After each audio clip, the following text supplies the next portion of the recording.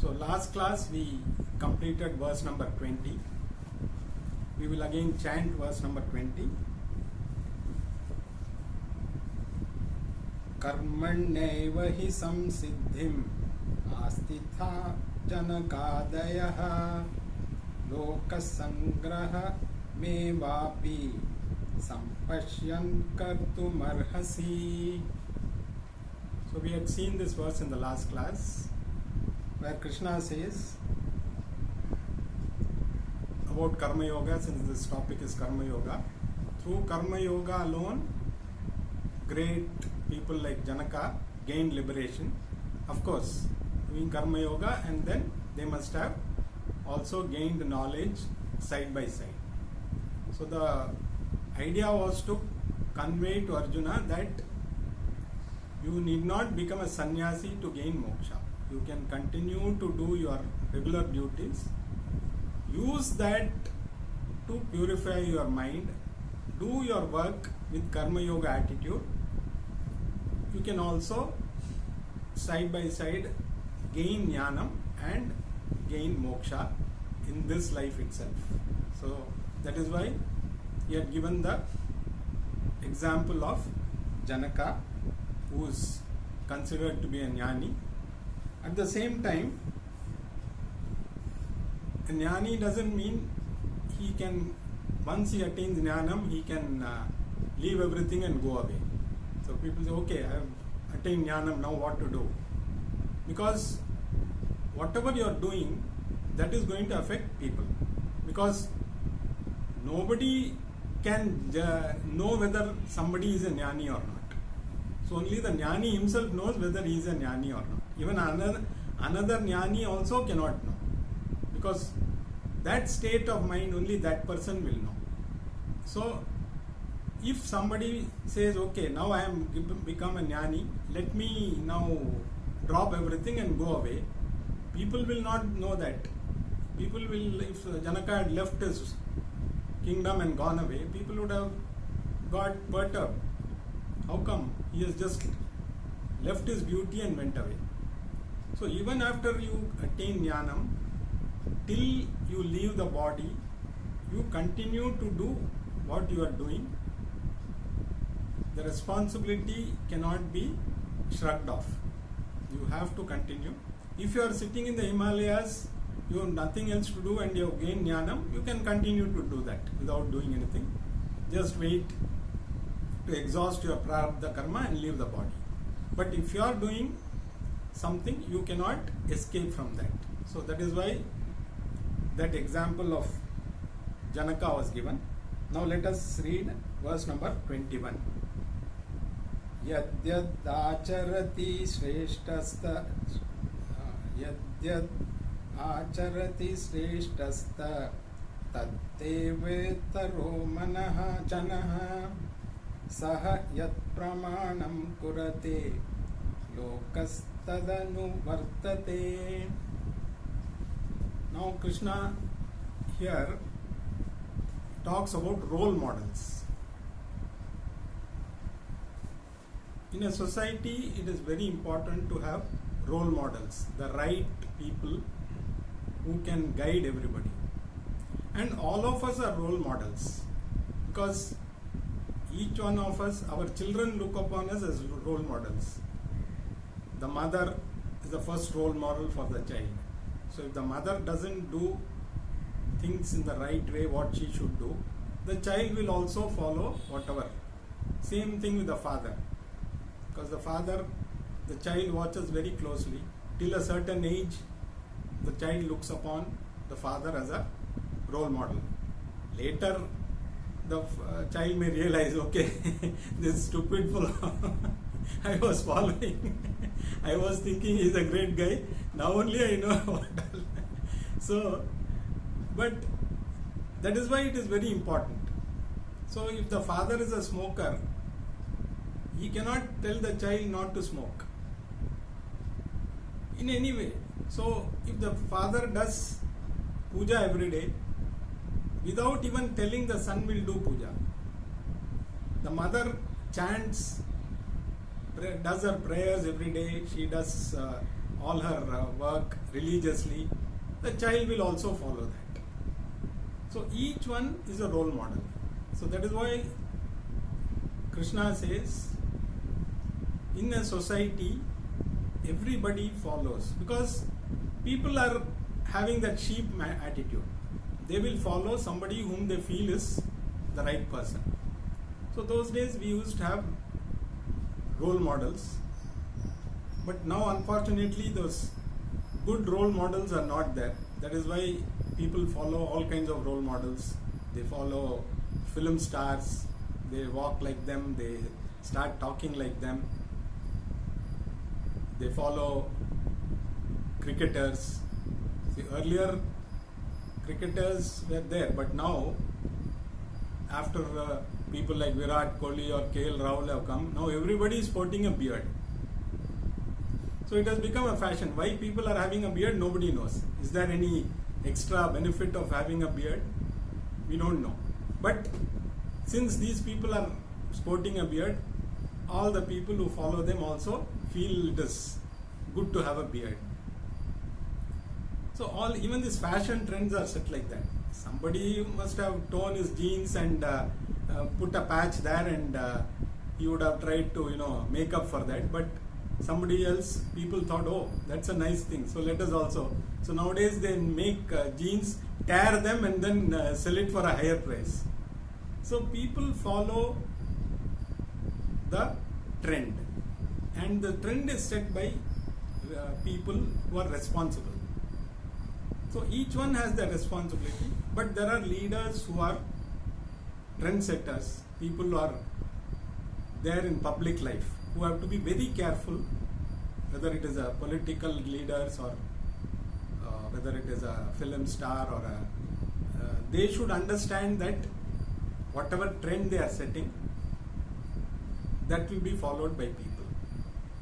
So that is why Krishna tells Arjuna, if suppose Arjuna says, now having listened to you, I have gained jnanam, so I don't have to now do anything, I can just leave everything and go away. If he does that, all his soldiers will follow him, because they don't know whether he is going out of jnanam or going out of fear. So if he says, okay, I will go to Rishikesh and become a sannyasi, all his troops will follow and they will all become sannyasis. So it is very important for a person, a leader who is followed by many people, to be very conscious of his deeds. So whatever he sets becomes the standard. So that is why in our society nowadays there are no good role models. So that that old movie song, Ivar Pola Yar Endru Oor Solla Vendum. So that kind of things are not there now. So it's become like, it is not that the person himself, his deeds themselves are enough for people to follow. He doesn't have to say, you follow me. If his deeds are good, automatically the people will follow. So that is why Krishna tells again, because he is bringing this topic to remind Arjuna, he cannot shy away from his duties. He is a leader. If he runs away, then everybody will follow him. So it's very important that Arjuna has to fight, because having entered the war, he cannot give any excuses. He may call himself a jnani, and he can say, yes, now I have attained jnanam, I don't want to fight because I know I have done everything for that. But that doesn't absolve him of his duties. So role models are very essential. So it applies to everybody, right from our children. Then if you are leading a society, because people like Hitler also were role models for a lot of people, and they almost destroyed the world because they felt whatever they were doing is right. So his idea of a Aryan race and superior race and the Jews not on par with that. So that was his idea, and there was a big group to follow him. And they almost destroyed the world because the wrong ideology. So many ideologies, even communism is an ideology which sounded very good initially for many people, but we have seen what it leads to finally, destruction of the world. So that is why it is very important to, that is why our Shastras, our Puranas depict a lot of heroes. For example, Hanuman. Hanuman is a hero for everybody, and other people, for some time they could be hero, but later people will discover they are not worth, they will be dropped. But characters like Hanuman, they always remain hero. They were heroes in the time of Ramayana. Even today, Hanuman is a hero for all of us, all people who follow Sanatana Dharma. Hanuman is a hero, Lakshmana is a hero. So all these people, that is why all these Puranas, stories were told to us by our grandparents, our elders, because if you follow those characters as role models, you will not go wrong. In today's context, we have to find, we know what is right and wrong. We should, and in Shastras, it is already given how one should live. But knowing theoretically and knowing practically, it's different. So you may know, you may read the Shastras and you may know what to do, but it is like reading a book and watching a video.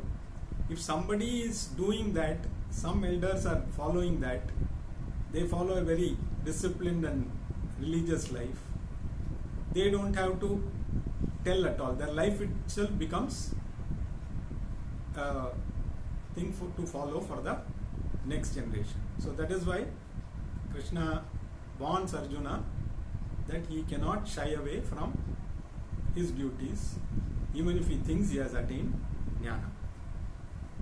Now let us move on to verse number 22.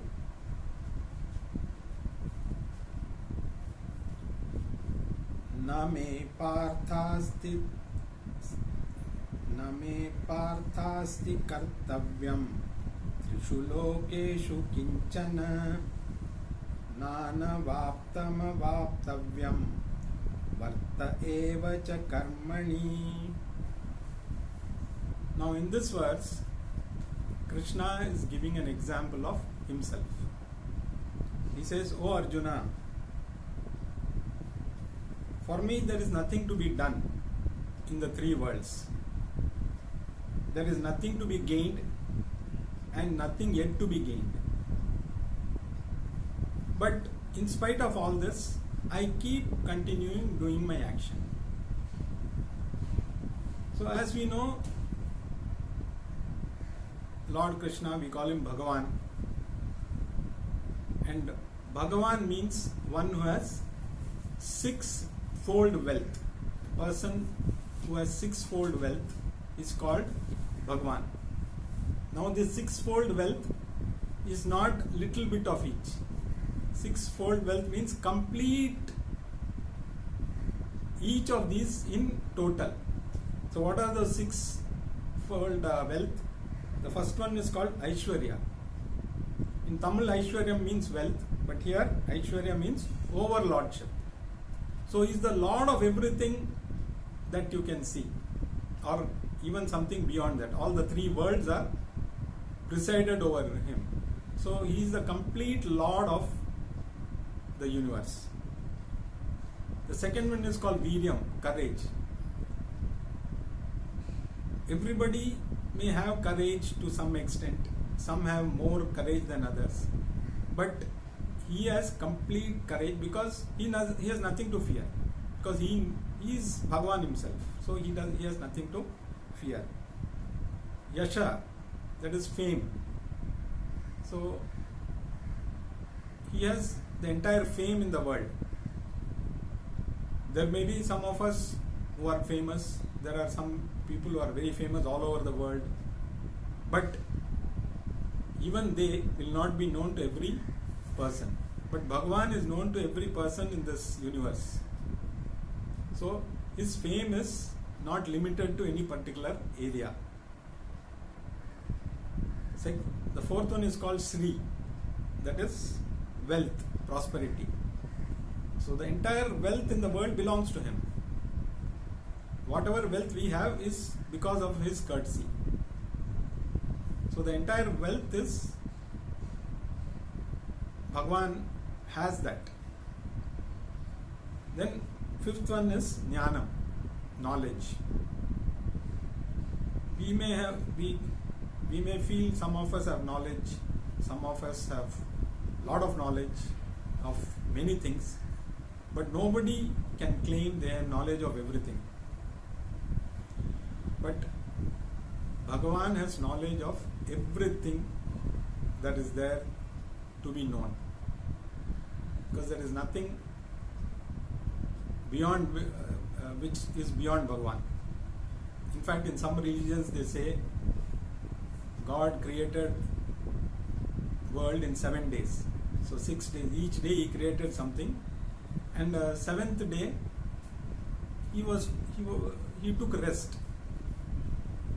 So does it make sense that a person who is master of everything needs rest on a day after creating? So this is something for us to reflect upon. So Bhagavan means there is no chance of him becoming tired. If he becomes tired, then what about us? So Bhagavan is one who has knowledge of everything. And the sixth wealth is Vairagyam. That is freedom from dependence. He has complete freedom from dependence. He doesn't depend on anyone or anybody for anything. Even if we claim freedom, it's only partial freedom. We depend on so many things. If we have to survive, even if we don't have to, we don't need somebody to take care of us, but if you have to eat, you need to depend on the farmer. If you have to do any other thing, it also depends on how the things around help you.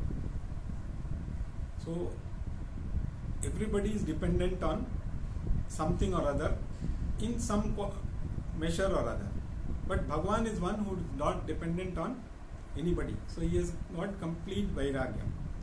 So these sixfold wealth is what, unfortunately, the title Bhagavan is given to many people, which is unfortunate, because only if somebody has this sixfold wealth, he can be Bhagavan, and there can be only one Bhagavan.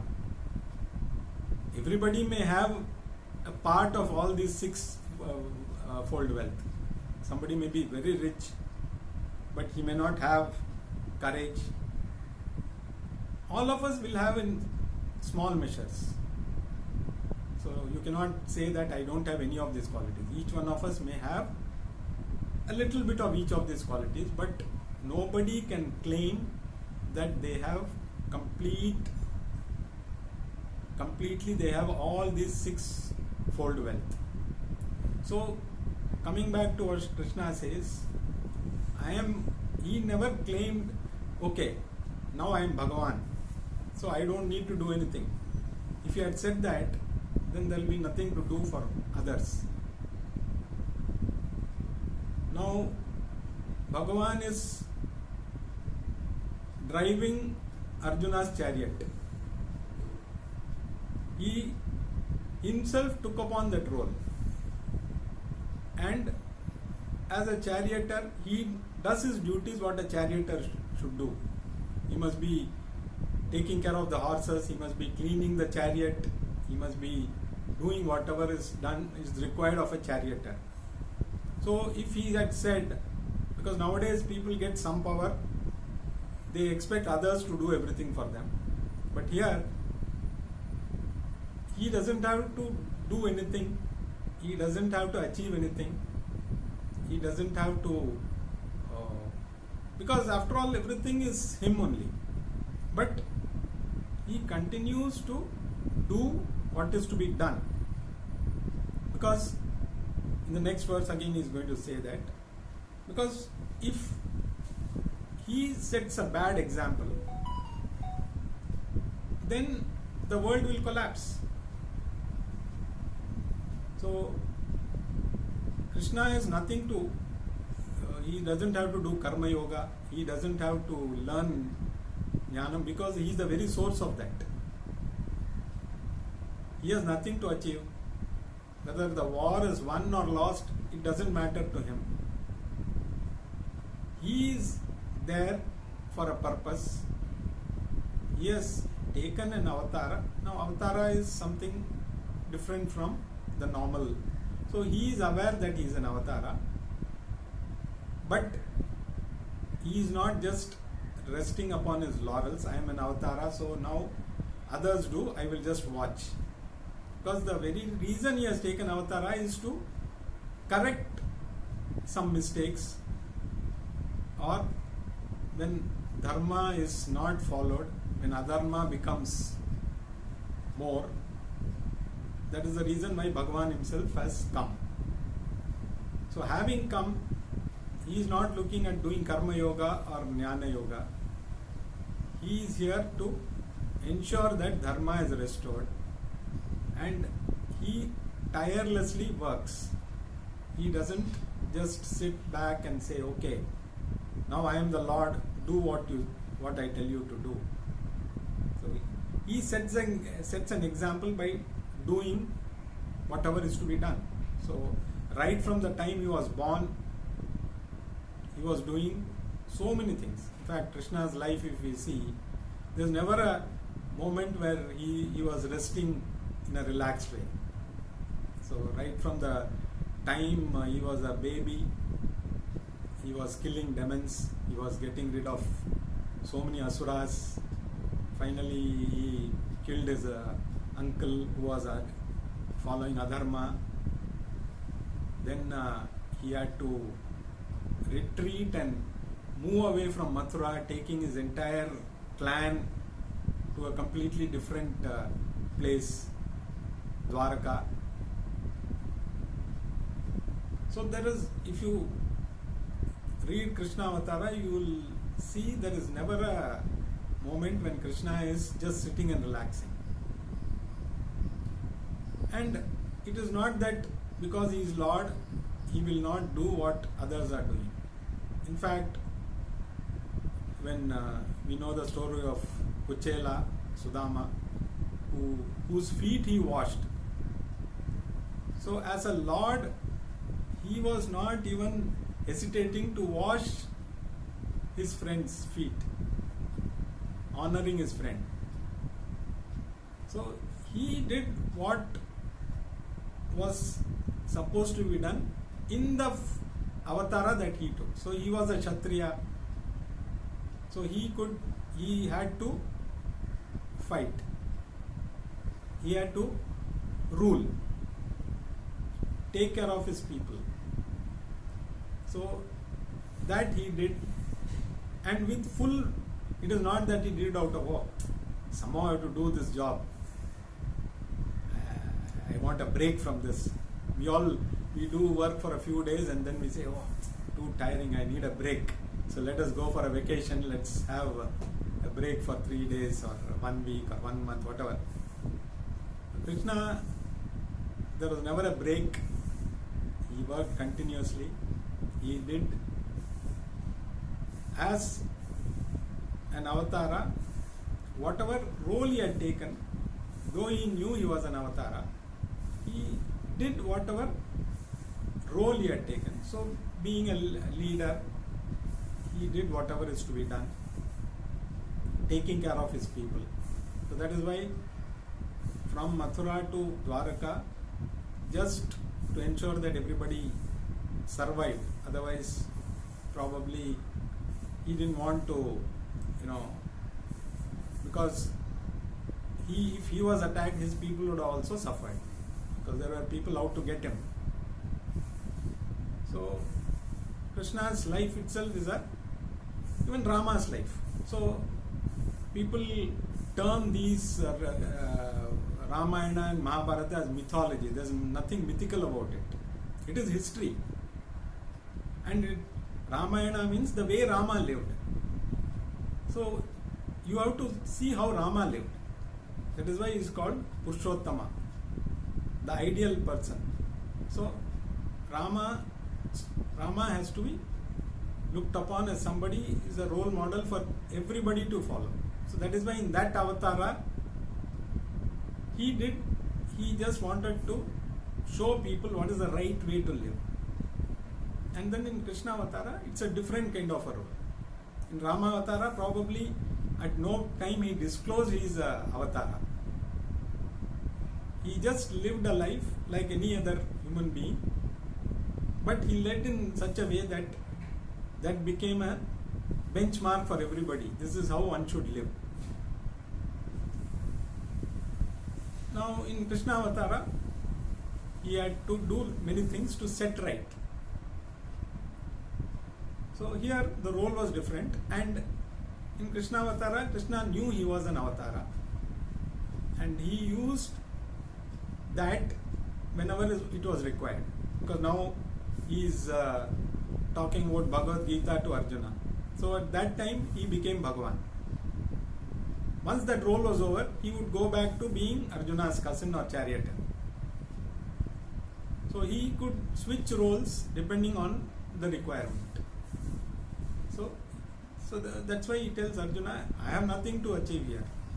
I can just sit back and relax. But I am working tirelessly. I am working not to gain anything. But sometimes you have to run to, be where you are. So for the world to function properly, Krishna had to work tirelessly without thinking that he is an avatara. Because for him there was nothing to achieve. Continuing in the next verse, 23. Yadi hyayam na varteyam jatu karmanya tandritaha mama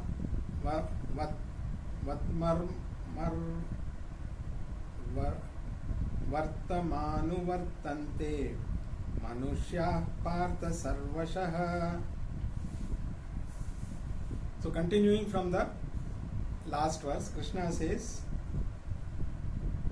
if I don't engage myself in action, Arjuna, people would follow what I am doing. So if I am lazy, people will become lazy. So you can imagine if everybody follows me, what will happen to the world? So without looking at my own this thing, I have to continue to do what I should do. Just to ensure that people do what they do. Not that he wanted to some benefit out of it. Just to ensure that the natural order continues as it is. He had to do in such a way that people followed him. Unfortunately, people will say Krishna used to steal butter, so we can also do that. So it is justified. But whatever other things Krishna did, they will not do. That is not convenient. But Krishna stealing butter, Krishna doing some things which may seem a little adharmic, but the reason why he did that, nobody will go into. So Krishna did this, Krishna did that, all the wrong things, supposedly wrong things. They will take that as an excuse and do that and say, if Krishna did that, we also do that. But nobody is willing to do all the other things that Krishna did. So there are hundreds and thousands of things which it did. That is not convenient to people because that is tough. This is easy. So always people want the easy way out. And role models are also becoming such that people, so we have people who want to make easy. Nowadays everybody wants to make easy money. Nobody is interested in putting effort and then getting the rewards. They first, so whoever, right from top to bottom, it's not that one class of society, one section of society.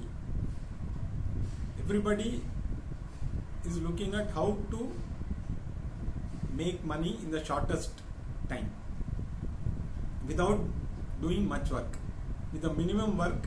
That's why everybody is wanting to get into a government job, because people feel you don't have to work, you just go to the office at whatever time you want and just put your signature, come away whatever time you want. In between, if convenient, do some work.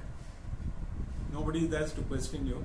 That is why everybody wants to get a government job. Nobody is interested in doing anything on their own, making that effort to do something which will be useful to many people. Because if somebody starts something on their own, they can employ a few people. But now it has become very convenient. So that is why Krishna says, I have to do. I cannot, if I become lazy, I don't do what is to be done in the proper way, people will follow me, and that will lead to disaster. So in these verses, Krishna is just trying to convey the role of a role model. So each of us should ensure we don't do something which others misuse, misinterpret.